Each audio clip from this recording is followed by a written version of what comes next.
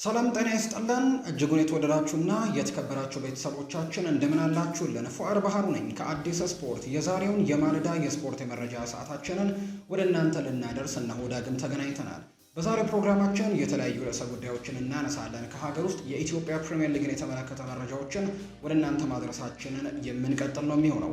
ወደ ውጭ ሀገር ስፖርታዊ መረጃዎቻችን እናመራና ደግሞ ጊዜው የዝውውር መስኮቱ ጋር እንደመሆኑ መጠን በርከት ያሉ የዝውውር ጉዳዮች እየተነሱ ይገኛሉ። እነሱን መረጃዎች ወደ እናንተ እናደርሳለን። ማንቸስተር ዩናይትድ ቤት የሚነሱ ጉዳዮች አሉ። ማንቸስተር ዩናይትድ ቀጣይ አራት ጥሩ የሚባሉ ፈራሚዎችን ለማግኘት ሙከራዎችን ያደርጋሉ ተብሎ ይጠበቃል። አሰልጣኝ ሩበን አሞሪም 8 ቁጥር ተጫዋች የሆነ የማይደክምና በጣም ፈጣን ተጫዋች እንደሚፈልግ እየተነገረ ይገኛል። ከዛ በተጨማሪ ግብ ጠባቂ ማስፈረም ፍላጎቱ ነው። እንዲሁ ደግሞ በቀኝ የክንፍ ቦታ ተጫዋች የሆነ ተጫዋችም ለማስፈረም ሙከራዎችን ያደርጋል ተብሎ ይጠበቃል። ከብሪያን ኢምቤሞ ጋር በተያያዘም እንዲሁም የሚነሱ ጉዳዮች አሉ። በስፋት እናነሳዋለን። ማንቸስተር ዩናይትድ ቤት በርከት ያሉ ጉዳዮች ይነሳሉ። አርሰናልም ተጫዋቾችን ለማስፈረም እንቅስቃሴዎችን እያደረገ የሚገኝ ሌላኛው ቡድን ነው።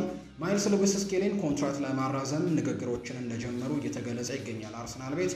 ከዛ በተጨማሪ ግን በዝውውር መስኮቱ ላይም በንቃት እየተሳተፈ ነው። ግብ ጠባቂ ለማስፈረም ፍላጎቶች ያሉ፣ በአጥቂ መስመር ላይም ተጫዋች ለማምጣት እንቅስቃሴዎችን ማድረጉ አይቀሬ ነው አርሰናል። እሱንም እንዳሳለን። ቸልሲና ጄደን ሳንቾ ይለያያሉ ተብሏል። ጄደን ሳንቾ በቼልሲ ቤት የሚከፈለውን ደሞዝ አልቀንስም በማለቱ ከቼልሲ ጋር ሊለያይ እንደሆነ የሚያሳዩ መረጃዎች ወጥተዋል። እናነሷለን። ሊቨርፑል፣ ሪያል ማድሪድ፣ ባርሴሎና፣ ማንቸስተር ሲቲ፣ ሌሎችም ትልልቅ የአውሮፓ ክለቦችን የተመለከቱ የዝውውር ጉዳዮችን በስፋት እናነሳለን። ብቻ እናንተ እስከ ፕሮግራማችን ፍጻሜ አብራችሁን እንድትቆዩ በአክብሮት ጋብዛለሁ። ቪዲዮአችንን ላይክ፣ ቻናላችንን ሰብስክራይብ እያደረጋችሁ ከኛ ጋር አብራችሁን እንድትቆዩ ነው በአክብሮት የምጋብዘው። ከመሸጋገሪያ በኋላ ተመልሰን እንመጣለን። ወደ ትንታኔ ፕሮግራማችንን እናመራለን። ፉአድ ባህሩ ነኝ። ይህንን ቻናል ሰብስክራይብ ያላደረጋችሁ ሰብስክራይብ እያደረጋችሁ የቤተሰባችን አባል ሁኑ። ቪዲዮአችንንም ላይክ እያደረጋችሁ ጀምሩት። ከመሸጋገሪያ በኋላ ተመልሰን እንመጣለን። አብራችሁ ይቆዩ።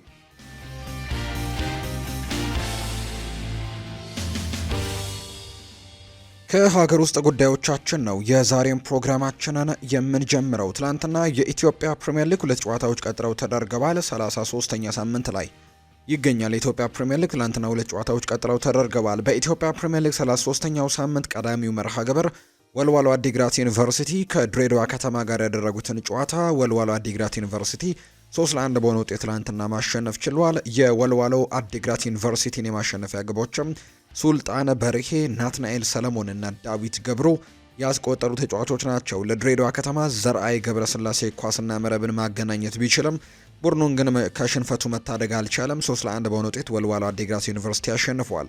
ወልዋሎ በውድድር ዓመቱ ሁለተኛ ድሉን ነው ትናንትና ማሳካት የቻለው። በዚህ መሰረትም በደረጃ ሰንጠረዡ ድሬዳዋ ከተማ 39 ነጥቦችን ሰብስቦ 11ኛ ደረጃ ላይ ሲቀመጥ፣ በአንጻሩ ወልዋሎ አዲግራት ዩኒቨርሲቲ በ19 ነጥቦች 18ኛ ደረጃ ላይ የተቀመጠ ቡድን ነው። በቀጣይ ወልዋሎ አዲግራት ዩኒቨርሲቲ ከሐዋሳ ከተማ፣ በአንጻሩ ድሬዳዋ ከተማ ደግሞ ከሲዳማ ቡና ጋር ጨዋታቸውን ያደርጋሉ።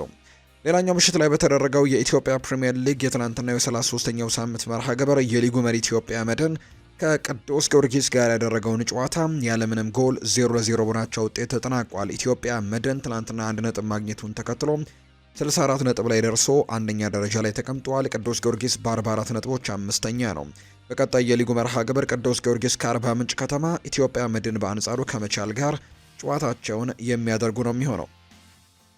አዲስ ቻምፒየን ለማግኘት ተቃርቧል። የኢትዮጵያ ፕሪሚየር ሊግ ሊጠናቀቅ የሶስት ጨዋታዎች ዕድሜ ብቻ የቀሩት የ2017 ዓ.ም የኢትዮጵያ ፕሪሚየር ሊግ ኢትዮጵያ መድን ትላንትና ቢያሸንፍ ኖሮ ሻምፒየን መሆኑን ያረጋግጥ ነበር። በ33ኛው ሳምንት መርሃ ግብር ከቅዱስ ጊዮርጊስ ጋር ጨዋታውን ያደረገው ኢትዮጵያ መድን ሙሉ 3 ነጥቦን አግኝቶ ቢሆን ኖሮ ለመጀመሪያ ጊዜ ሻምፒየን መሆኑን ያረጋግጥ ነበር። ሁለተኛ ደረጃ ላይ የተቀመጠው ኢትዮጵያ ቡና በአርባ ምንጭ ከተማ 1-0 መሸነፉን ተከትሎ ነው መድን 3 ጨዋታዎች እየቀረው የሊጉ አሸናፊ ለመሆን ትላንትና በአዳማ ሳይንስና ቴክኖሎጂ ዩኒቨርሲቲ ስቴዲየም ከቅዱስ ጊዮርጊስ ጋር የሚጠበቀውን ጨዋታ ያደረገው፣ ነገር ግን በጨዋታው ማሸነፍ አልቻለም። ስለዚህ ወደ ቀጣይ ሳምንት ተላልፏል። የቀጣዩን ሳምንት ጨዋታ ማሸነፍ የሚችል ከሆነ ወይ ደግሞ ኢትዮጵያ ቡና የሚሸነፍ ከሆነ አሁንም ሻምፒዮንነቱን የሚያረጋግጥበት እድሉ ሰፊ እንደሆነ እየተገለጸ ይገኛል። ከአሁን በፊት ከጅማ አባጅፋርና መቀሌ ሰባ እንደርታ ጋር የሊጉን ዋንጫ ያነሳው አሰልጣኝ ገብረ መድን ኃይሌ ከ3 የተለያዩ ክለቦች ጋር ዋንጫውን በማንሳት ታሪክ ለመስራትም እጅጉን የቀረበ አሰልጣኝ ሆኗል። ሊጉን ኢትዮጵያ መድን በ64 ነጥቦች ሲመራ፣ ኢትዮጵያ ቡና በ55 ነጥቦች ሁለተኛ ደረጃ ላይ የተቀመጠ ቡድን እንደሆነ ነው እየተገለጸ የሚገኘው።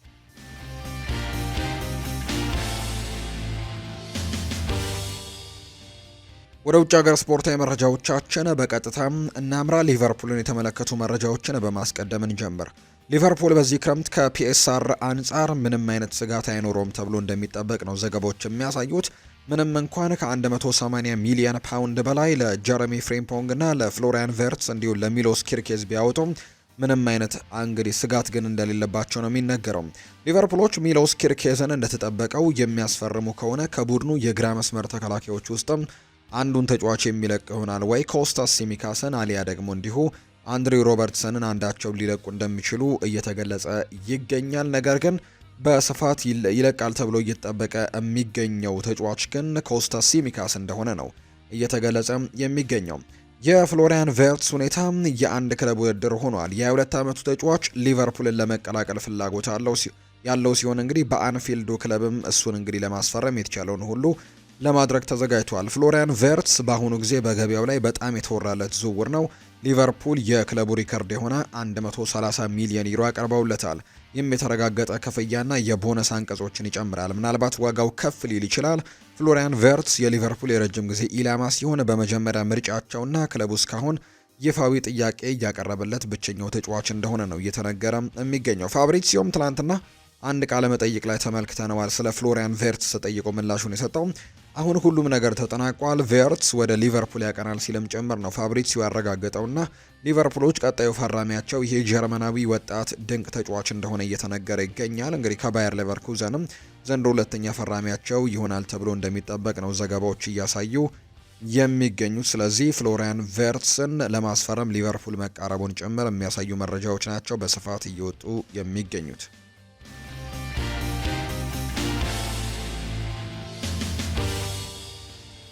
ማንቸስተር ዩናይትድን ደግሞ የተመለከቱ መረጃዎችን እናንሳ። አሰልጣኝ ሩበን አሞሪም በጣም ጠንካራና ፈጣን እንዲሁ ደግሞ የማይደክም አይነት የ8 ቁጥር የመሃል ሜዳ ተጫዋች እንደሚፈልግ ነው ዘገባዎች እያሰፈሩ የሚገኙት። በተጨማሪም ደግሞ የቀኝ ዊንግ ባክ ቦታንም ማጠናከር የሚፈልግ እንደሆነ መረጃዎች ያሳያሉ። በዚህ የዝውውር መስኮት አዲስ ግብ ጠባቂ ማስፈረም አሁን ላይ ቅድሚያ የሚሰጠው ጉዳይ እንደሆነ ነው የሚነገረው። እንግዲህ የአንድሬ ኦናና የሚለቅ ከሆነ ዩናይትድ ወደ ገበያው የሚወጣበት እድል በጣም ሰፊ እንደሆነ ነው ዘ አትሌቲክ እየገለጸ የሚገኝ። አሁን ላይ ዩናይትዶች በዋነኝነት 4 ቁልፍ ተጫዋቾችን የማስፈረም እቅድ እንዳላቸው ነው ዘ አትሌቲክ መረጃውን እያጋራ የሚገኘው። እንደ ዘ አትሌቲክ ዘገባ ከሆነ ማንቸስተር ዩናይትድ አሁን ላይ የብሪያን ምቤሞን ዝውውር ትኩረት ሰጥቶ ለማጠናቀቅ እየሰራ ነው። ከተጫዋቹ ጋርም በግል ጥቅሞች ደረጃ ከስምምነት መድረሱን የሚያሳዩ መረጃዎች እየወጡ ይገኛሉ። ዩናይትድ ከብሪያን ምቤሞ ዝውውር ቀጥሎ ደግሞ አጥቂ ለማስፈረም የሚንቀሳቀስ ሲሆን ከዛ በተጨማሪ ደግሞ ከዚህ ቀጥሎ ዋነኛ ትኩረታቸው የ8 ቁጥር ተጫዋችም ማስፈረም እንደሚሆን ጭምር እየተነገረ ይገኛል። ከዚህ በኋላ ከተጫዋቾቹ ሽያጭ እና ከክለቡ የሚለቁ ተጫዋቾች ላይ በመመርኮዝ የቀኝ ዊንግ ባክና ሌሎች ቦታዎችን ማጠናከር የሚቻል ከሆነ የሚሰሩበት እድል ይኖራል ተብሎ ይታሰባል። ማንቸስተር ዩናይትድ ግን በቀጣይ እንግዲህ በርከት ያሉ ተጫዋቾችን ለማስፈረም ሙከራዎችን ያደርጋሉ። 4 ሁነኛ ቦታዎችን ደግሞ ማጠናከር በትልቁ እንደሚፈልጉ ጭምር ነው እየተገለጸ የሚገኘው። ሌላኛው ብሬንትፈርዶች ዩናይትዶች እንግዲህ ለማቲያስ ኩኛ ዝውውር 60 ሚሊዮን ፓውንድ ወጪ ማድረጋቸውን በመገንዘባቸው እነርሱም በበኩላቸው እንግዲህ ከብሪያን ምቤሞ ዝውውርም ከ60 ሚሊዮን ፓውንድ በታች እንግዲህ የመቀበል ምንም አይነት ፍላጎት እንደሌላቸው ለማንቸስተር ዩናይትድ አሳውቀዋል የሚል መረጃ እየወጣ ይገኛል። ስለዚህ ማቲያስ ኩኛ 60 ሚሊዮን ፓውንድ ከተዘዋወረ እንዲሁ የኛም ተጫዋች ብሪያን ምቤሞ 60 ሚሊዮን ፓውንድ ያወጣል የሚል አይነት ሀሳብ እንዳላቸው ጭምር ነው የቶክ ስፖርቱ አሌክስ ክሩክስ መረጃውን እያጋራ የሚገኘው። እንግዲህ ምቤሞ አሁን ላይ ከዩናይትድ ጋር ከስምምነት መድረሱ ወይም ደግሞ ወደ ማንቸስተር ዩናይትድ ማምራት መፈለጉ የሚታወቅ ጉዳይ ነውና ብሬንትፈርድ ይህንን ያክል ገንዘብ እንደሚፈልጉ ነው እየተገለጸ የሚገኘው። ከብሩኖ ጋር የተያዙ መረጃዎች እየወጡ ይገኛሉ። ትናንትና ምሽት በነበረው የስፖርት የመረጃ ሰዓታችን ላይ አንስተነዋል። ብሩኖ ሚጌል ፈርናንዴዝ በማንቸስተር ዩናይትድ መቆየት እንደሚፈልግና የአልሂላልን ጥያቄ ውድቅ ማድረጉን ትናንትና ይፋ አድርጎ ነበር። አልሂላሎችም ወደ ሌሎች ተጫዋቾች ኢላማቸውን ማድረጋቸውን ነግረናችሁ ነበር። አሁን ላይ እየተሰማ የሚገኘው መረጃ ደግሞ ሩበን አሞሪም እንዳልሄድ ጠይቆኛል ብሏል ብሩኖ ሚጌል ፈርናንዴዝ። የማንቸስተር ዩናይትዱ አምበል ብሩኖ ፈርናንዴስ የአልሂላልን የዝውውር ጥያቄ ውድቅ ማድረጉን ያረጋገጠው አልሂላል የመሄድ እድል ቀርቦልኝ ነበር፣ የክለቡ ፕሬዝዳንት በስልክ ደውለው ጠይቀውኛል፣ እየጠበቁኝም ነበር ሲል ነው ፈርናንዴስ ለጥያቄው የተናገረው። ከሩበን አሞሪም ጋር አውርተንበት አትሂድ ብሎ ጠይቆኛል ያለው ፈርናንዴስ ማንቸስተር ዩናይትድ ሊሸጠኝ አይፈልግም ነበር ሲልም ነው የተናገረው። ማንቸስተር ዩናይትድ የቀረበለት ገንዘብ አላስፈለገውም ነበር፣ ነገር ግን ለመሄድ ከወሰንኩኝ እንደሚለቀኝ ነግረውኝ ነበር ብሏል ብሩኖ ሚጌል ፈርናንዴስ። አልሂላልን ውድቅ ስላደረገበት ምክንያት ያስረዳው ብሩኖ ፈርናንዴስ በትልቅ ደረጃ መወዳደር ስለምፈልግ ነው ሲልም ጭምር ነው እንደ የተናገረው። የማንቸስተር ዩናይትድ የወሩ ምርጥ ተጫዋች ይፋ ሲደረግም ይኸው ተጫዋች የወሩ ምርጥ ተጫዋች ወይም ኮከብ ተጫዋች ተብሏል። በአሰልጣኝ ሩበን አሞሪም የሚመሩት ማንቸስተር ዩናይትዶች የወርሃ ግንቦት የወሩ ምርጥ ተጫዋቻቸውን ይፋ አድርገዋል። በዚህ መሰረት ፖርቱጋላዊው የመሃል ሜዳ ተጫዋች የሆነው ብሩኖ ፈርናንዴስ የግንቦት ወር የማንቸስተር ዩናይትድ ምርጥ ተጫዋች ተብሎ መመረጥ የቻለም ተጫዋች ነው። ብሩኖ ፈርናንዴስ በዚህ ዓመት ለአራተኛ ጊዜ ነው የማንቸስተር ዩናይትድ የወሩ ምርጥ ተጫዋች ሽልማትን ማሸነፍ የቻለው። ፈርናንዴስ ባለፉት 4 ተከታታይ ወራት የማንቸስተር ዩናይትድ የወሩ ምርጥ ሽልማትን በማሸነፍም ጠራርጎ መውሰድ የቻለም ተጫዋች ነው። የማንቸስተር ዩናይትዱ ካፕቴን ብሩኖ ሚጌል ፈርናንዴስ ለክለቡ ያለፈው የ2024-25 የውድድር ዘመን እና ደግሞ አሁን በፖርቱጋል ብሔራዊ ቡድን ደግሞ ያለውን ስሜት ይናገራል። ብሩኖ እንግዲህ ሲናገር የኛ የውድድር ዘመን በጣም ከባድ ነገሮች ነበሩት፣ ግቦቻችንን ማሳካት አልቻልንም፣ ይሄ ደግሞ አሉታዊ ነበር። አሁን ላይ በብሔራዊ ቡድን በመሆኔ በጣም ደስታን ይሰጠኛል ሲልም ነው የተናገረው። እዚህ ሁልጊዜም ደስተኛ ነኝ፣ ወደ ፍጻሜው መድረስ እንደምንችልም ተስፋ አደርጋለሁ ሲልም ጭምር ነው ብሩኖ ሚጌል ፈርናንዴዝ የተናገረው። የማንቸስተር ዩናይትዱ ካፕቴን ይቀጥልና በቅርቡ ወደ ሳዑዲ ፕሮ ሊግ አልሂላል ሊያደርግ ስለነበረው የዝውውር ጥያቄና የመጨረሻ ውሳኔ ሲናገርም አልሂላል በጣም መልካም ነበሩ፣ ከወኪሌ ጋርም በደንብ ተነጋግረው ነበረ። ከዛ በኋላ ከሚስቴ ጋር ተነጋገርኩኝ። እሷ ምን ማድረግ ትፈልጋለህ ብላ ጠየቀችኝ። እሷ ሁልጊዜም ውሳኔዎችን ታከብራለች። ወደ አልሂላል ለመዘዋወር ቀላል ቢሆንም ነገር ግን እኔ ከፍተኛ ደረጃ ላይ መጫወትና ለትልልቅ ሽልማቶችን መወዳደር እፈልጋለሁ፣ ስለዚህም በማንቸስተር ዩናይትድ እቆያለሁ ሲልም ነው ብሩኖ ሚጌል ፈርናንዴዝ የተናገረው። ለማንቸስተር ዩናይትዶች ይህ እንግዲህ ትልቅ መረጃ ነው የሚሆነው ወይም ትልቅ ደስታ ነው ሊሆን የሚችለው፣ ምክንያቱም ወሳኙ ተጫዋቻቸው ነው። በተለይ በዘንድሮው የውድድር ዓመት እንግዲህ ማንቸስተር ዩናይትድ ሲነሳ ይሄ ተጫዋች ነው ቀድሞ የሚነሳውና እንግዲህ ለቡድኑ ትልቅ ነገር ሲያበረክት እንደነበር እናስታውሳለን። ምንም እንኳን ቡድኑ ውጤቶችን ማምጣት ባይችልም በግሉ ግን ጥሩ ጊዜያቶችን ማሳለፍ የቻለበትን የውድድር ዓመትን ነው እያሳለፈው። ለቡድኑ ያለውን ነገር በሙሉ ሲሰጥም እናስታውሳለን። በርከት ያሉ ትልቅ ተንታኞችም ጭምር ዘንድሮ ማንቸስተር ዩናይትድ ብሩኖ ባይኖረው ኖሮ ይህን ላለመውረድ የሚታገል ወይም ደግሞ ወራጅ ቀጠና ውስጥ የሚገኝ ቡድን ነበር የሚል አይነት ሀሳብን ጭምር እስከ መስጠት ደርሰዋልና ለዚህ ቡድን እጅግ ጠቃሚ ነበር። በተለይ ደግሞ አሰልጣኝ ሩበን አሞሪም ቡድን ለመገንባት ነው አሁን ላይ እየሰሩ የሚገኙትና ወሳኝ ተጫዋቾቻቸውን አቆይተው እዚህ ቡድን ላይ ተጨማሪ ነገሮችን ለመስጠት የሚፈልጉ ተጫዋቾችን ማምጣት ነው ዋነኛ ዓላማቸው። ብሩኖን ማቆየት ደግሞ በትልቁ ሊጠቅማቸው እንደሚችል የሚታመን መረጃ ነው። ስለዚህ ብሩኖ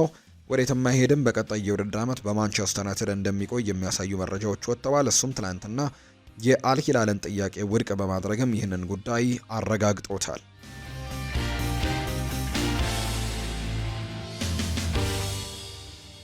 አርሰናልን የተመለከቱ መረጃዎችን ደግሞ ወደ እናንተ እናደርስ ውድ ቤተሰቦቻችን። የ18 ዓመቱ ማይልስ ሉዊስ ስኬሊ እንግዲህ ዘንድሮ በአርሰናል ቤት ከታዩ በጣም ምርጥ ታዳጊ ተጫዋቾች መካከል አንደኛው ነው። ዘንድሮ መጥተው ክስተት ከሆኑ ተጫዋቾች መካከል ከአካዳሚ መጥቶ ክስተት የሆነ ተጫዋች ነው የ18 ዓመቱ ማይልስ ሉዊስ ስኬሊ እና ቀጣይ ዘመኑን በጣም ትልቅ ተስፋዎች ያሉ ተጫዋች እንደሆነ አሳይተዋል። በተለይ ደግሞ በሪያል ማድሪድ ፍላጎት ዝርዝር ውስጥ እስከ መግባት ድረስም በመጀመሪያ በዋናው ቡድን ባደረገው ተሳትፎ ውስጥም ይህንን ማስመልከት ችሏል። ተጫዋቹ በጣም ኳሶችን ድሪብል ሲያደርግ ደፋር ነው። የተከላካይ መስመር ተጫዋች ቢሆንም በአማካይ ስፍራ ላይም ቡድኑን በማገዝ ይታወቃል። ኢንቨርት እያደረገ እንግዲህ ማይልስ ሉዊስ ስኬሊ ለአርሰናል በጣም ጥሩ ጊዜን ዘንድሮ አሳልፏል። በቀጣይ የውድድር ዓመትም በአርሰናል እንግዲህ ቋሚ ከሚባሉና የቡድኑ ዋናና ወሳኝ ተጫዋቾች መካከል አንዱ እንደሚሆን በርካቶች ያምናሉ። ይህንን የተመለከተው አርሰናልና በተለይ ደግሞ በትልልቅ ክለቦች የተጫዋች እንደሚፈለግ እየተገመተ ይገኛልና አርሰናሎች ይህንን በተመለከተ አዲስ እንግዲህ የረጅም ጊዜ ኮንትራት እንዳቀረቡለት እየተነገረ ይገኛል። የ18 ዓመቱ ማይልስ ሉዊስ ስኬሊ በአርሰናል የሚያቆየውን ኮንትራት ይፈርማል ተብሎ እንደሚጠበቅም ጭምር ነው መረጃዎች እያሳዩ የሚገኙ። ትናንትና አንድ መረጃን ሰምተናል። በርከት ያሉ የአርሰናል ደጋፊዎችንም ግራ መጋባት ውስጥ የከተተ መረጃ ነው። ይህ ጉዳይ የማርቲን ዙቤሜንዲ ጉዳይ ነው። ማርቲን ዙቤሜንዲን እንደሚያስፈርሙ እንግዲህ ቀደም ብሎ የተረጋገጠ ጉዳይ እንደነበር የተለያዩ ሚዲያዎች ዘግበዋል፣ ታማኙ ፋብሪዚዮ ሮማኖን ጭምር። ነገር ግን ተጫዋቹ ሰጠ የተባለው ቃለ ምልልስ እንግዲህ ይህንን ነገር ምናልባት ጥርጣሬ ውስጥ እንዲገባ የሚያደርገው ጉዳይ እንደሆነ ትላንትና ተመልክተናል። የሰሜን ለንደኑ ክለብ አርሰናል እንግዲህ ማርቲን ዙቤሜንዲን ከሪያል ሶሴዳድ ለማስፈረም ከስምምነት መድረሳቸው የሚታወቅ ጉዳይ ነው። ተጫዋቹ ወደ አርሰናል የሚያደርገውን ዝውውር ለማጠናቀቅም የሕክምና ምርመራውን ለማድረግ በሂደት ላይ መሆኑን ተገልጾ እንደነበር የሚታወስ ነው። ይሁን እንጂ ሪያል ሶሴዳዶች ከሂሳብ አያያዝ ጋር በተያዘ ምክንያት ዝውውሩ እስከ ሐምሌ ወር ድረስ እንዳይጸድቅም እንደሚፈልጉ አሳውቀዋል ተብሎ ነበር።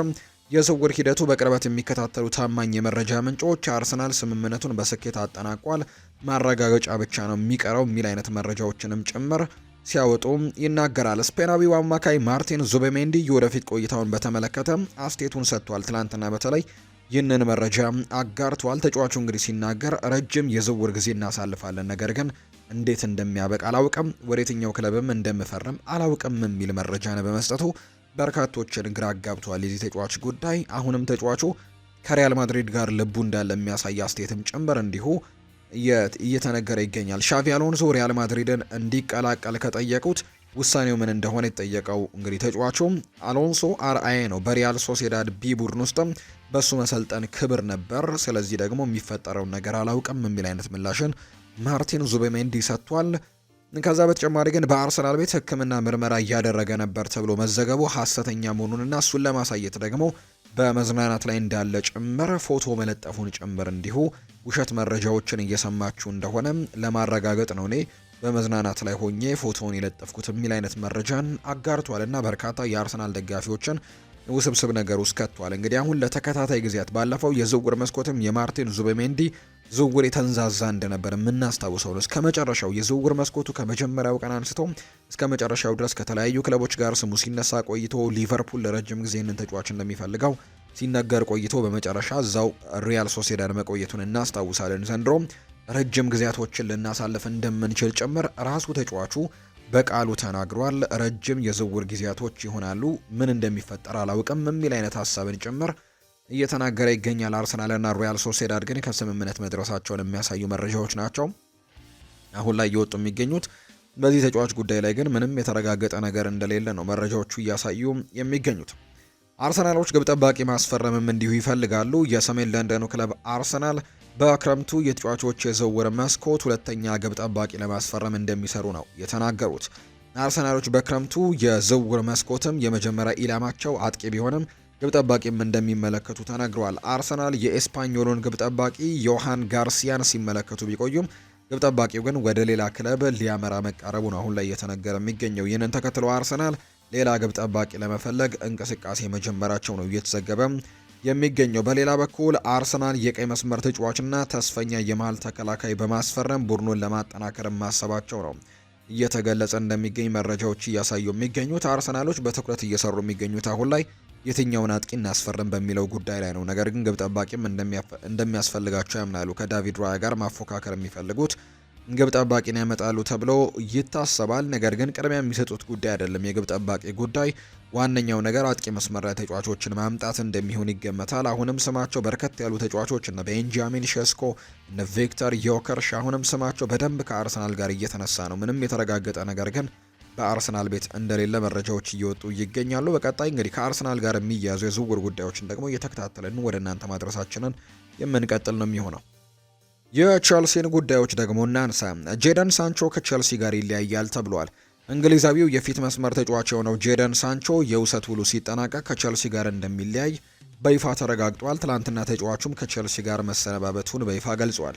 ቼልሲ ተጫዋቹን ከማንቸስተር ዩናይትድ በ25 ሚሊዮን ፓውንድ የመግዛት ግዴታን ባካተተም የውሰት ውል ማስፈረማቸው የሚታወስ ነው።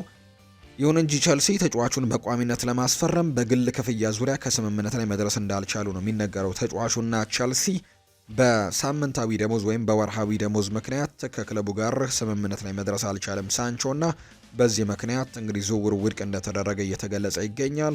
ተጫዋቹ በቋሚነት እንግዲህ ለማስፈረም በግል ክፍያ ዙሪያ ነው እንግዲህ ያልተስማሙት። ይህን ተከትሎ ቼልሲ የውል ስምምነቱን ባለማክበሩ ምክንያት ለማንቸስተር ዩናይትድ ቅጣት 5 ሚሊዮን ፓውንድ ይከፍላሉ። ይህንን ክፍያ ለማንቸስተር ዩናይትድ ይፈጽሙና ተጫዋቹ ወደ ማንቸስተር ዩናይትድ የሚመለስበት መንገድ እንዳለን የተነገረው። ጄደን ሳንቾ ለቼልሲ ግን ባደረጋቸው 42 ጨዋታዎች 5 ግቦችን አስቆጥሮ 10 ለግብ የሆኑ ኳሶችን አመቻችቶ ማቀበል የቻለበትን የውድድር ዓመት ነው ያሳለፈው። የኮንፈረንስ ሊግን ዋንጫ ሲያሳኩ በፍጻሜው ጨዋታ ላይ ጭምር ጎል ያስቆጠሩ ተጫዋቸው እንደሆነ የምናስታውሰው ነው። ከዛ በተጨማሪ አንዳንድ ጨዋታዎች ላይ እንግዲህ ብልጭ የሚል ጥሩ አቋሞችን ሲያስመለክትም እንደነበር የምናስታውሰው ነው። የተሻለ በቸልሲ ፐርፎርም አድርጓል ብሎ ማንሳት ይሻላል። በእንግሊዝ ከነበረበት የማንቸስተር ዩናይትድ እንግዲህ የውድድር ዓመቶች በቸልሲ የተሻሉ ጊዜያቶችን አሳልፏል። ነገር ግን አሁን ላይ ወደ ማንቸስተር ዩናይትድ ይመለሳል። ዩናይትድም ተጫዋቹን በቋሚነት ይሸጠዋል ተብሎ እንደሚጠበቅ ነው መረጃዎች እየወጡ የሚገኙት። ቸልሲዎች ሁጎ ኤኪቲኬን ለማስፈረም መደበኛ የዝውውር ጥያቄን ለአይንትራክ ፍራንክፈርት አቅርበዋል። ይሁን እንጂ ቸልሲዎች ፍራንክፈርት ወደ ካዝናቸው ማስገባት የሚፈልጉት 84.3 ሚሊዮን ፓውንድ ለመክፈል ግን በፍጹም ፈቃደኛ እንደማይሆን ነው ዘ አትሌቲክ መረጃውን እያጋራ የሚገኘው።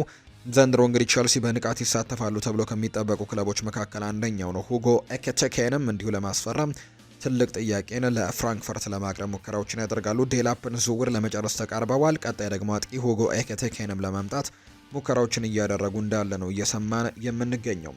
ከግብ ጠባቂ ጋርም በተያያዘ የተለያዩ መረጃዎች እየወጡ ይገኛሉ። በዘንድሮ የውድድር ዓመት እንግዲህ ቸልሲ አንዳንድ ጨዋታዎች ላይ ውጤት ማጣቱ በግብ ጠባቂዎች ምክንያት እንደሆነ የተመለከትንበት አጋጣሚዎች ነበሩ። ሮበርት ሳንቼዝ፣ ፊሊፕ ዮርገንሰን እንዲሁ በዚህ የውድድር ዓመት ለቸልሲ አንዳንድ ጨዋታዎች ላይ ጥፋቶችን ሲሰሩ ተመልክተናል። በተለይ ደግሞ በፕሪሚየር ሊጉ ለበርካታ ጨዋታዎች ሲሰለፍ የነበረው ሮበርት ሳንቼዝ በርከት ያሉ ስህተቶችን ሲሰራ የነበረ ግብ ጠባቂ እንደነበር እናስታውሳለን። እና ቸልሲ በዚህ የክረምት የተጫዋቾች የዝውውር መስኮት የግብ ጠባቂን ቦታ በቁም ነገር የሚያጤንበት ቦታ እንደሆነ እየተነገረ ነው። የኤሲ ሚላኑን ግብ ጠባቂ ማይክ ማይግናንን ለማስፈረምም ንግግር መጀመራቸውን ፋብሪዚዮ ሮማኖ ትናንትና አረጋግጧል። ማይክ ማይግናን ከኤሲ ሚላን ጋርም አዲስ ኮንትራት አልተፈራረመም። ይህ ደግሞ ቸልሲዎች በደንብ ጠንቅቀው የሚያውቁት ጉዳይ ነው። ፈረንሳዊው ግብ ጠባቂ ከድሮ ጀምሮ በክለቡ የግዢ ዝርዝር ውስጥም የሚገኝ ተጫዋች ሲሆን ቸልሲ ከኤሲ ሚላን ጋርም ተጫዋቹን ማስፈረም ስለሚቻልበት ሁኔታ እያነጋገሩ እንደሚገኙ ጭምር ፋብሪዚዮ ሮማኖ መረጃውን አጋርቷል። ማይክ ማይግናን ኮንትራቱ ሊጠናቀቅ እንግዲህ 1 ዓመት ብቻ ይቀረዋል። ምናልባትም ተጫዋቹ ውሉን ለማራዘም ፍቃደኛ ካልሆነ በሚቀጥለው የውድድር ዓመት ተጫዋቹ በነጻ ይለቃልና ኤሲ ሚላኖች ደግሞ ከተጫዋቹ ገንዘብ ማግኘት የሚፈልጉ ከሆነ በዚህ የዝውውር መስኮት የግድ ይህንን ተጫዋች መልቀቅ ይኖርባቸዋል። ስለዚህ ወደ ቸልሲ ሊያመራ የሚችልበት እድል ይኖራል ተብሎ ነው የሚጠበቀው። ቸልሲዎች ሊያም ዴላፕንና ኒኮላ ጃክሰንን ለ9 ቁጥርና ከ9 ቁጥር ውጭ ደግሞ የአጥቂ ቦታዎች ላይ እያወዳደሩ ማጫወት የሚፈልጉ ሲሆን ከሁለቱ በተጨማሪ ግን ሁለገብ የሆነ እንደ ሁጎ ኤኪቲኬ ያለ ጥልቅ 9 ቁጥር አጥቂም ማስፈረም ይፈልጋሉ ብሏል። በተለይ ከቸልሲ ዘገባዎች ጋር በተያያዘ ታማኝ ነው የሚባለው ማትላው ነው ይህንን መረጃ እያጋራ የሚገኘው። ትሬቨር ቻሎባህ በቂ የጨዋታ ጊዜን ለማግኘት በክረምቱ ከቸልሲ ጋር ሊለያይ እንደሚችል የሚያሳዩ መረጃዎች ማትላው ገልጿል። የቴሌግራፉ ዘጋቢ ቀጣይ ሲዝን በርካታ የአውሮፓ ቻምፒየንስ ሊግ የሚጫወቱ ክለቦች እንግሊዛዊውን ተከላካይ ትሬቨር ቻሎባህን ማስፈረም ይፈልጋሉ። ስለዚህ ወደ አንዳቸው ክለቦች ሊያመራ የሚችልበት እድል ይኖረዋል ተብሏል። በቸልሲ ግን ባሳዩ አቋም ለእንግሊዝ ብሔራዊ ቡድን ጭምር በቶማስ ቱሄል ስር ጥሪ ቀርቦለታልና ቸልሲዎች ይህንን ተጫዋች ለምን እንደሚለቁት በርካቶችን እያነጋገረ ነው። ሪያል ማድሪድን ደግሞ እንመልከት። ብራዚላዊው የሪያል ማድሪድ የፊት መስመር ተጫዋች የሆነው ሮድሪጎ ጎሽ በክለቡ ያለው የወደፊት ቆይታ የተረጋገጠ እንዳልሆነ ነው ሲዘገብ ነበር። ሮድሪጎ በቀጣይ ከሎስ ብላንኮቹ አዲስ አሰልጣኝ ሻቪ አሎንዞ ጋር መነጋገር እንደሚፈልግም ለተጫዋቹ ቅርበት ያላቸው የመረጃ ምንጮች እየዘገቡ ይገኛሉ። ሮድሪጎ ስለ ወደፊት ቆይታው ውሳኔ ከመድረሱ በፊትም ከሪያል ማድሪድ እንዲሁም ከአሰልጣኝ ሻቪ አሎንዞ ጋር ጭምር መምከር እንደሚፈልግ ነው እየተነገረ ያለው።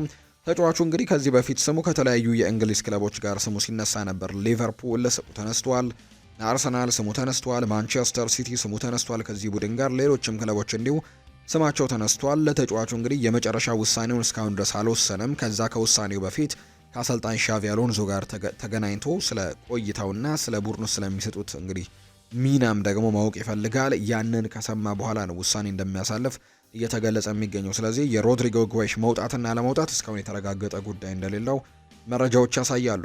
ኤሲ ሚላኖች ሉካ ሞድሪችን ለማስፈረም ፍላጎት አላቸው። የጣሊያን ሴሪኤው ክለብ ኤሲ ሚላን ከሪያል ማድሪድ ጋር የሚለያየውን እንግዲህ ሉካ ሞድሪችን ማስፈረም እንደሚፈልጉ ነው እየተገለጸ የሚገኘው። የ39 ዓመቱ አማካይ ሉካ ሞድሪች በአመቱ መጨረሻ ውሉ ሲጠናቀቅም ከ14 ዓመታት በኋላ ለሪያል ማድሪድ ጋርም እንደሚለያይ ማሳወቁ አይዘነጋም። ኤሲ ሚላን በበኩሉ ሉካ ሞድሪችን በነጻ ዝውውር ለማስፈረም ጥረት በማድረግ ላይ መሆናቸውን ነው የሰማነው።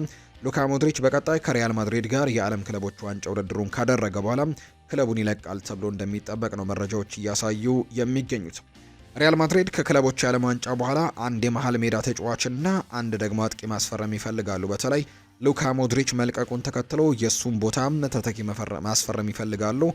ዘንድሮ እንግዲህ የተቸገሩበት አንደኛው ጉዳይ ይሄ ነው። ቶኒ ክሮስን ከለቀቁ በኋላ ቶኒ ክሮስን የሚተካ ሁነኛ ተጫዋች በዛ ቦታ ላይ ማምጣት አልቻሉ።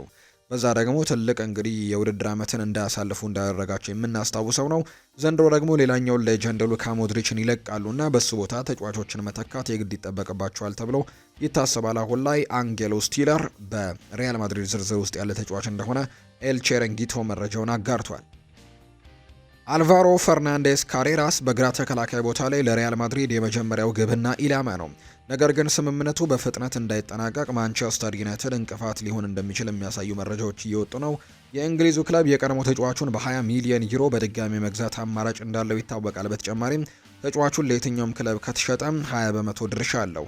ይህም ደግሞ ዩናይትድ ካሬራስን በ50 ሚሊዮን ዩሮ ከተሸጠ 5 ሚሊዮን ዩሮ በላይ ያገኛል የሚሉ መረጃዎች እንዲወጡ አድርገዋልና ዘ አትሌቲክ ነው ይህንን መረጃ ያጋራው። ስለዚህ ሪያል ማድሪዶች ይህንን ተጫዋች ለማስፈረም ትልቅ እንቅፋት እንደሆነባቸው ጭምር ነው የተነገረው።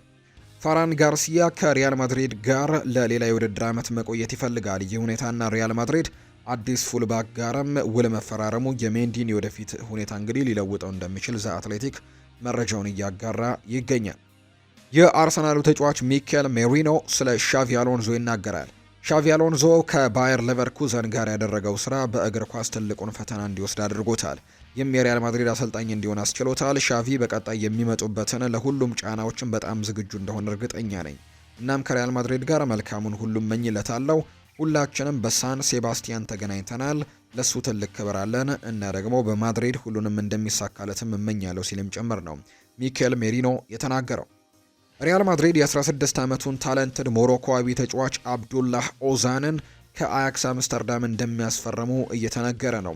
እስካሁን በሪያል ማድሪድ እና በአያክስ መካከል ምንም የተገለጸ ንግግር ወይም ስምምነት ባይኖርም፣ ነገር ግን ኦዛን ለረጅም ጊዜ ተጫዋቹን ለማስፈረም በነጮቹ ዝውውር ሊስት ውስጥም ካስገቡት ባለ ድንቅ ተሰጦች መካከል አንደኛው ነው። ተጫዋች ገና ታዳጊ ነው፣ ነገር ግን በሪያል ማድሪድ እና በሌሎች ትልልቅ ክለቦች ጭምር እየተፈለገ የሚገኝ ተጫዋች ነው። ሪያል ማድሪድ ደግሞ ይህንን ተጫዋች እንደሚያስፈርሙት በጣም እርግጠኞች ሆነዋል። ሞሮኮዊው ታዳጊ ተጫዋች አብዱላህ ኦዛን አሁን ላይ እንግዲህ ወደ ሪያል ማድሪድ የማቅናት እድሉ በጣም ሰፊ እንደሆነ እየተገለጸ ይገኛል። ቀጣዩ ደግሞ ታዳጊ ኮከብ ይሆናል ተብሎ ነው የሚገመተው አብዱላህ ኦዛን። ማንቸስተር ሲቲን ደግሞ የተመለከቱ መረጃዎችን የምናጋራበት ሰዓት ላይ ደርሰናል። ውድ ቤተሰቦቻችን ማንቸስተር ሲቲ ከኤሲ ሚላን ኔዘርላንዳዊውን የመሃል ሜዳ ተጫዋች ቲጃኒ ራይንደርስን ዝውውር ስምምነት ላይ መድረሱ ተረጋግጧል። ሁለቱ ክለቦች አሁን ላይ ስምምነቱን ለመፈጸምና ራይንደርስ ከፊፋ የዓለም ክለቦች ዋንጫ በፊት ወደ ሲቲ ለማምጣትም በሂደት ላይ መሆናቸውን እየሰማን እንገኛለን። ቲጃኒ ራይንደርስ ከማንቸስተር ሲቲ ጋርም በግሉ ላይ ሙሉ ለሙሉ ተስማምቷል የሚል መረጃ ነው ፋብሪዚዮ ሮማኖ ይፋ እያደረገም የሚገኘው።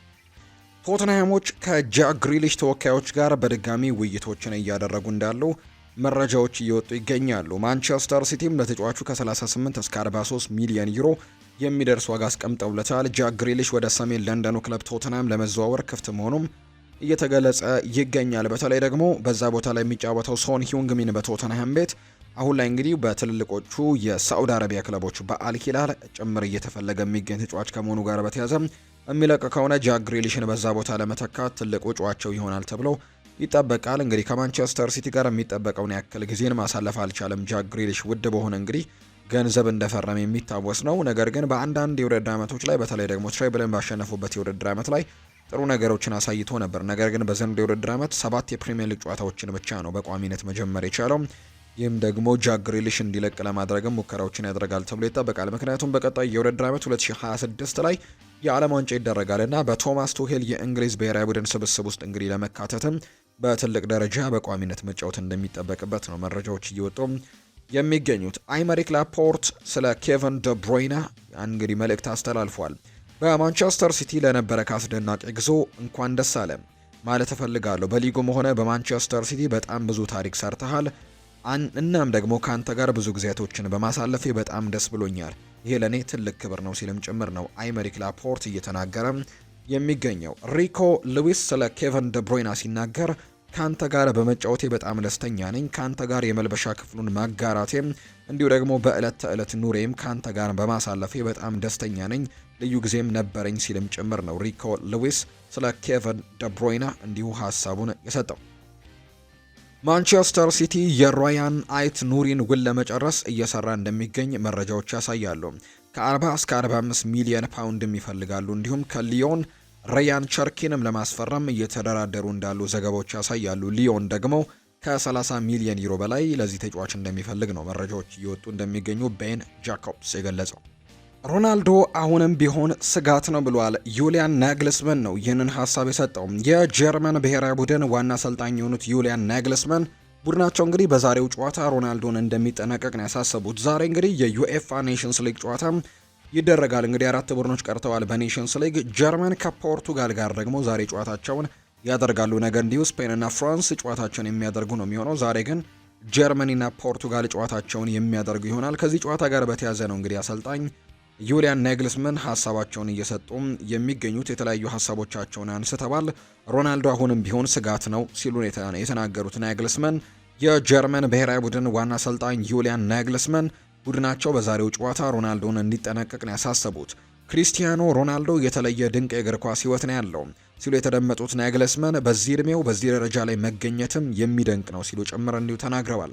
ሮናልዶ እድሜው ቢገፋም አሁንም አደገኛና ትልቅ የጎል ስጋት ነው ሲሉ አሰልጣኝ ዩሊያን ናግልስመን ተናግረዋል። አክለውም ሮናልዶ ሳጥን ውስጥ የአየር ላይ ኳስ ካገኘም ለማስቆም አስቸጋሪ ይሆናል፣ እሱን መጠንቀቅ አለብን ሲሉ ጭምር እንዲሁ ተናግረዋል። ጀርመን ከፖርቱጋል ጋር እንግዲህ ዛሬ ምሽት 4 ሰዓት ሲል የኔሽንስ ሊግ ግማሽ ፍጻሜ ጨዋታቸውን አሊያንስ አሬና ላይ እንደሚያደርጉ ይታወቃል። ተጠባቂ ጨዋታ ነው። ጀርመንና ፖርቱጋል ትልቅ ተፎካካሪ ቡድኖች ናቸው። በሁለቱም በኩል የሚጠበቁ ተጫዋቾች እንዲሁ ይኖራሉና ከዚህ ጨዋታ ጋር በተያያዘ በርካቶች ሀሳቦቻቸውን እየሰጡ ነው የሚገኙት። ሁለቱም ቡድኖች ግን ዛሬ ትልቅ የማሸነፍ እድል ጭምር እንደተሰጣቸው የሚያሳዩ መረጃዎች እየወጡ ይገኛሉ። ያለፉትን 5 ጨዋታዎቻቸውን ለመመልከት ያክል ጀርመን ካለፉት 5 ጨዋታዎቻቸው መካከል 3ቱን አሸንፈዋል።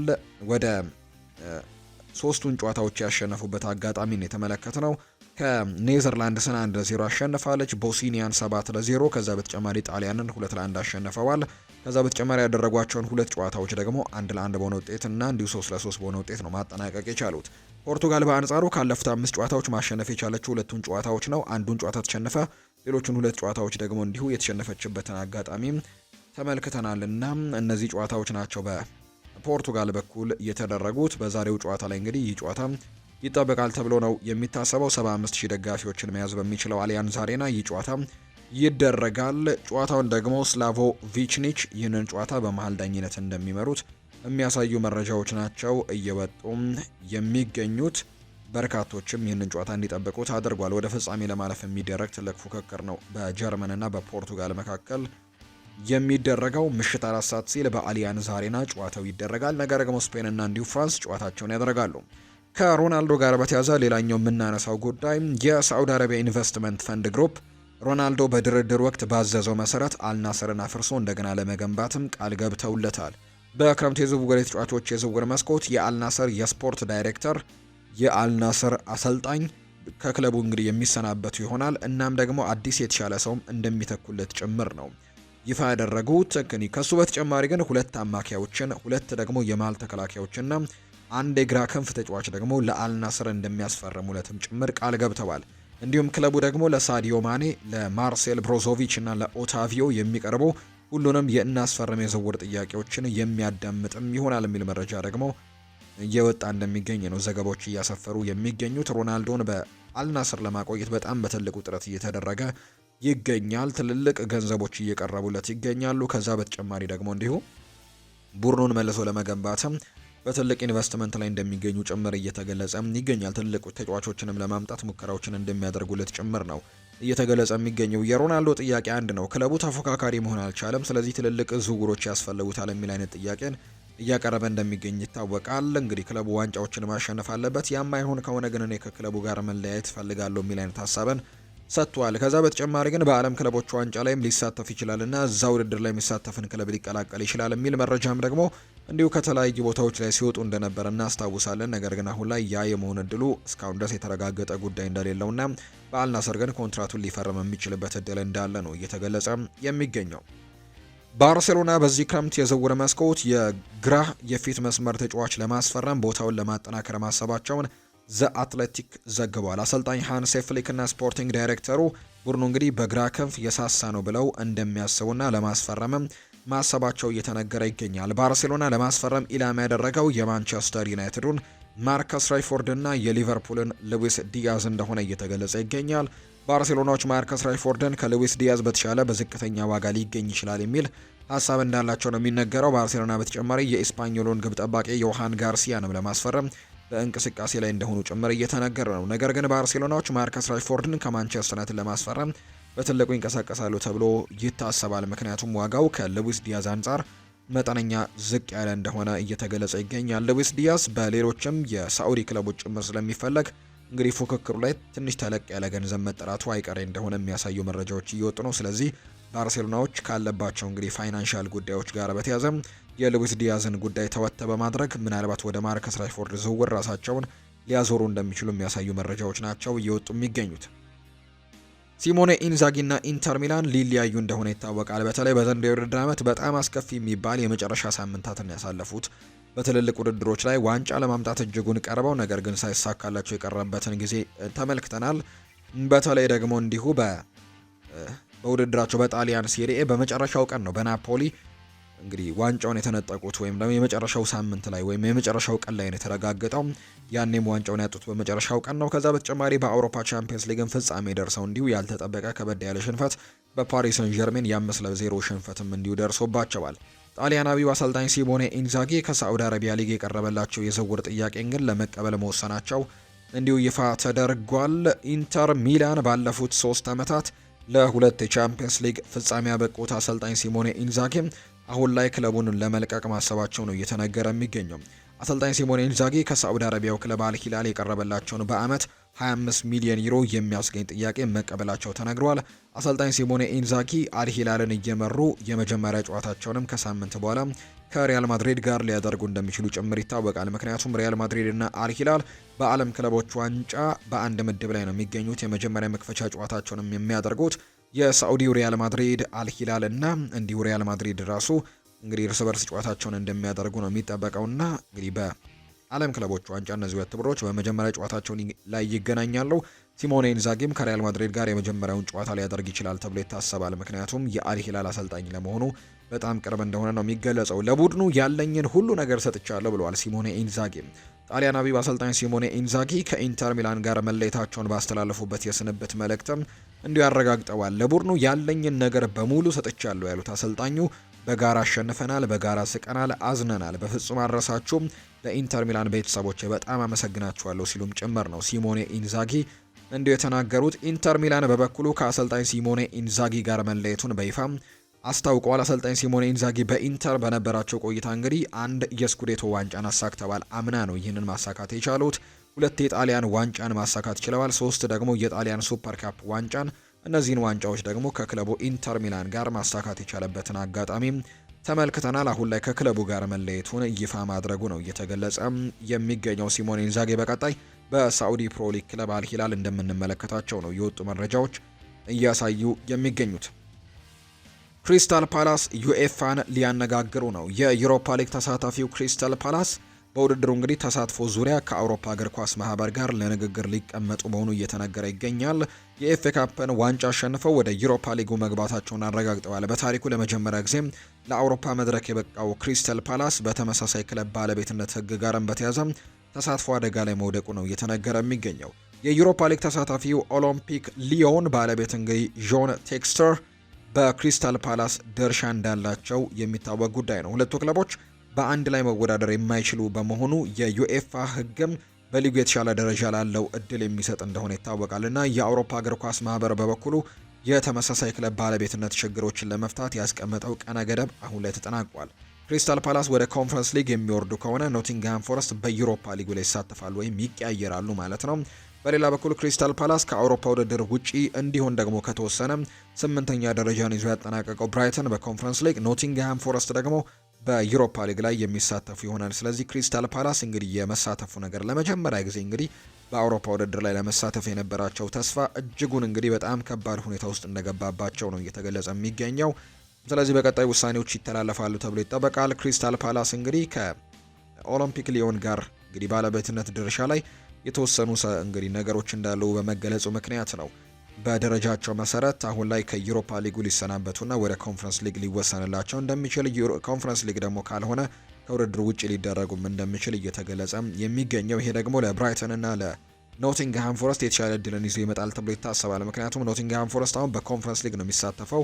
ስለዚህ ወደ ዩሮፓ ሊግ ሊገባ የሚችልበት እድሉ አለው። ካልሆነ ደግሞ ሌላኛው ቡድን ደግሞ እንዲሁ ብራይተንም ወደ አውሮፓ ውድድር በድጋሚ ለመመለስም እድሎች ሊያገኝ የሚችልበት እድል ይኖራል ተብሎ ነው የሚጠበቀው። ባየር ሌቨርኩዘን ግብ ጠባቂ ያስፈርመዋል። የቡንደስሊጋው ክለብ ባየር ሌቨርኩዘን የብሬንትፈርዱን ግብ ጠባቂ ማርክ ፍሌከንን ነው ወደ ስብስባቸው መቀላቀላቸው የተነገረው። በአሰልጣኝ ኤሪክ ቴንሃግ የሚመራው ባየር ሌቨርኩዘን ማርክ ፍሌከንን በ3 ዓመታት ኮንትራት ማስፈረማቸውን ይፋ አድርገዋል። ባየር ሌቨርኩዘን ለግብ ጠባቂው ዝውውርም 10 ሚሊዮን ዩሮ የሚጠጋ የዝውውር ሂሳብ ነው ለብሬንትፈርድ የከፈሉት። ብሬንትፈርድ በበኩሉ በምትኩ የሊቨርፑልን ግብ ጠባቂ ኳሚን ኬለርንም ከስምምነት ደርሷል። ብሬንትፈርድም እንዲሁ ግብ ጠባቂ አስፈርሟል። ቁጥር 1 ግብ ጠባቂው ማርክ ፍሌከንን ለባየር ሌቨርኩዘን የሸጠው እንግዲህ ብሬንትፈርድ ተተኪውን ግብ ጠባቂ አስፈርመዋል። ብሬንትፈርዶች የሊቨርፑልን ግብ ጠባቂ ኳሚን ኬለርን ነው በ12.5 ሚሊዮን ፓውንድ በማውጣት ማስፈረማቸውን ያስታወቁት። የግብ ጠባቂው የዝውውር ሂሳብ ተጨማሪ ክፍያዎችን ጨምሮ አጠቃላይ ሂሳቡ 18 ሚሊዮን ፓውንድ እንደሚደርስ ነው የተነገረው። አየርላንዳዊው ግብ ጠባቂ ኳሚን ኬለር ለብሬንትፈርዶች እንግዲህ የ5 ዓመታት ኮንትራት ነው የፈረመው። በተለይ የአሊሰን ቤከር በሊቨርፑል ቤት መኖር የተጫዋች እንግዲህ በቋሚነት እንዳይጫወት አድርጎታል እንጂ በጣም ጥሩ ግብ ጠባቂ እንደሆነ በርካቶች ያነሳሉ። ሁለተኛ ተጠባባቂ ግብ ጠባቂ ከሆኑት ግብ ጠባቂዎች መካከል ቁጥር 1 ይሉታል በርካቶች። እንግዲህ ተጠባባቂ ሆነ እንጂ ወይም ደግሞ በአሊሰን ቤከር መኖርና አሊሰን ቤከር ወጥነት አቋምን በማሳየቱ ምክንያት በቋሚነት መሰለፍ አልቻለም እንጂ በሌሎች ክለቦች ግን በቋሚነት መጫወት የሚችልበት እድሉ እንዳለው በተደጋጋሚ ሲያሳይ ነበር። አሁን ላይ እንግዲህ ወደ ብሬንትፈርድ አምርተዋል። ኳሚን ኬለር በቀጣይ ዓመት በብሬንትፈርድ እንደምንመለከተው ነው መረጃዎች እየወጡ የሚገኙት። የተወደዳችሁና የተከበራችሁ ቤተሰቦቻችን ለዛሬ ያዝንላችሁ አዳዲስ ስፖርታዊ ጉዳዮቻችን እነዚህን ይመስላሉ። ስላደመጣችሁን ቆይታችሁን ከኛ ጋርም ስላደረጋችሁ እጅግ ከልብ አድርገን እናመሰግናለን። ፉአድ ባህሩ የዛሬውን ፕሮግራም እየመራው ከእናንተ ጋር ቆይታን አደረግኩኝ። በቀጣይ ፕሮግራሞቻችን ሌሎች ርዕሰ ጉዳዮችን ይዘን ደግሞ ዳግም ተመልሰን የምንገናኝ ይሆናል። በተለይ በምሽቱ የስፖርት የመረጃ ሰዓታችን ሌሎች ርዕሰ ጉዳዮችን ይዘን ዳግም ወደ እናንተ ተመልሰን የምንመጣ ይሆናል። ፉአድ ባህሩ ፕሮግራሙን እየመራው ከእናንተ ጋር ቆየሁኝ። መልካም ጊዜ መልካም ቀን እንዲሆንላችሁ ነው በአክብሮት የምመኘው።